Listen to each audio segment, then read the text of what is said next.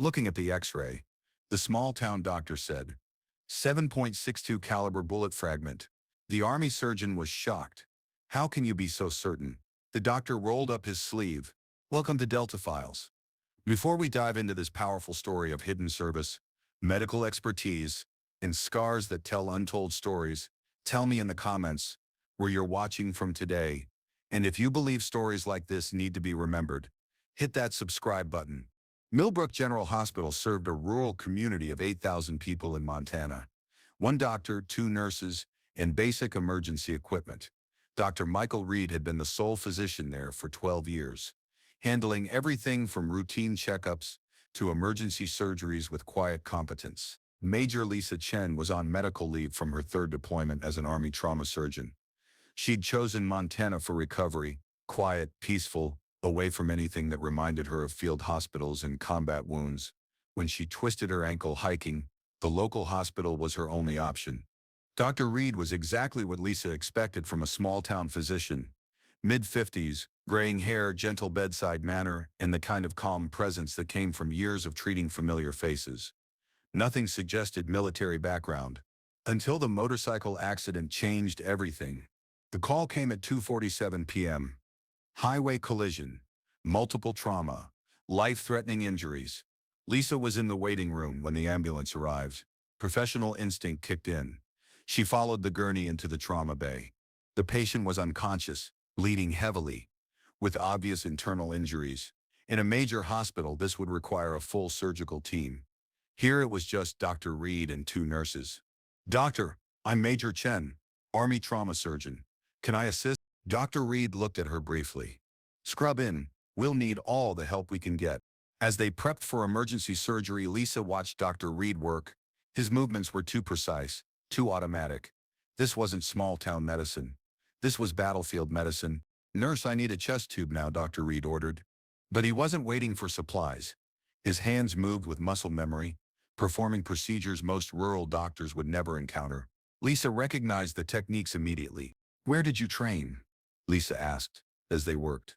"Medical school, residency, the usual," Dr. Reed replied, not looking up. But Lisa knew better. She'd trained at Walter Reed, worked with the best military surgeons, and seen techniques that belonged in combat hospitals, not rural clinics. 30 minutes later, they'd stabilized the patient. The surgery was flawless, professional with precision that would impress surgeons at major trauma centers. As they cleaned up, Lisa studied the X-rays on the light board. "Dr. Reed, look at this," she said, pointing to a small metallic fragment near the patient's spine. Dr. Reed glanced at the image. 7.62 caliber bullet fragment. Old wound, probably from military service. Won't interfere with current treatment. Lisa froze. She stared at him. "How can you be so certain about the caliber?"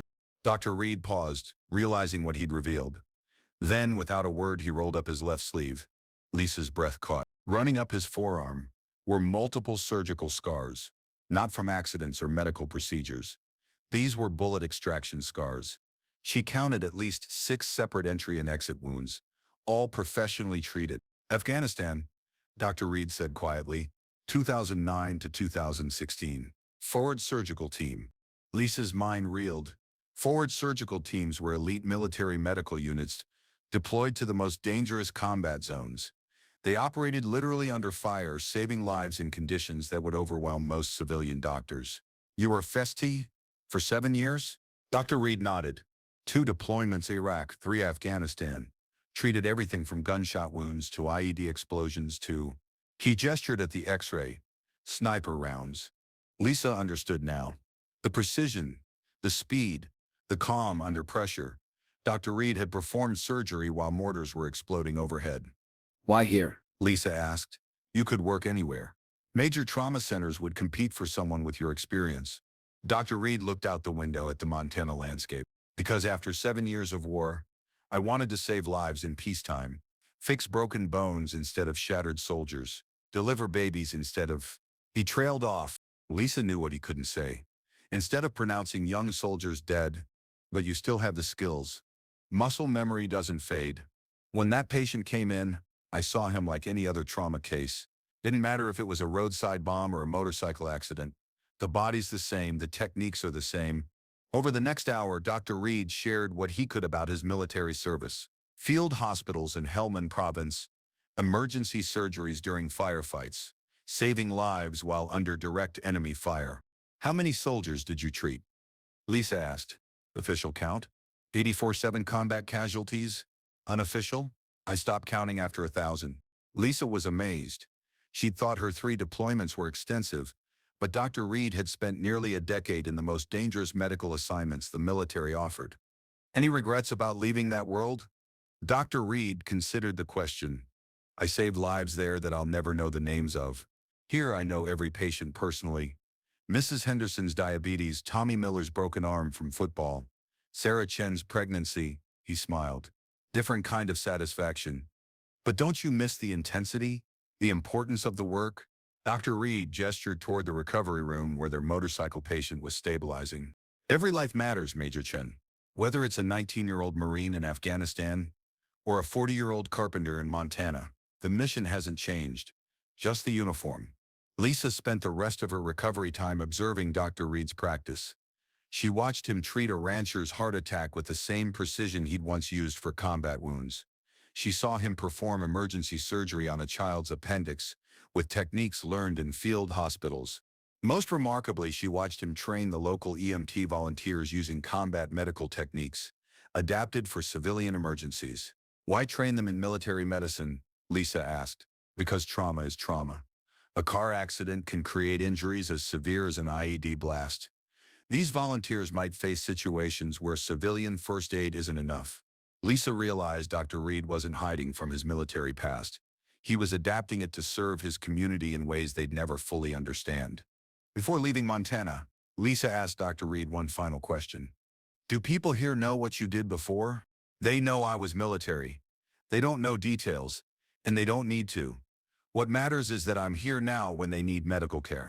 But surely some of your cases here remind you of combat wounds. Dr. Reed nodded toward his scarred arm. Every patient reminds me why this work matters.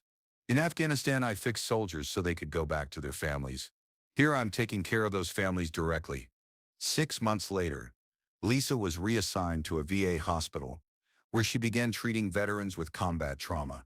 She often thought about Dr. Reed, how he'd found a way to continue his mission without the uniform, serving people who would never know their small-town doctor had once been one of the military's most skilled trauma surgeons.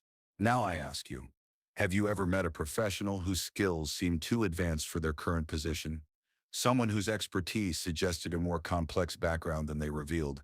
Share your thoughts in the comments. Sometimes our most skilled healers are those who learn their craft in the hardest schools imaginable. Thank you for watching.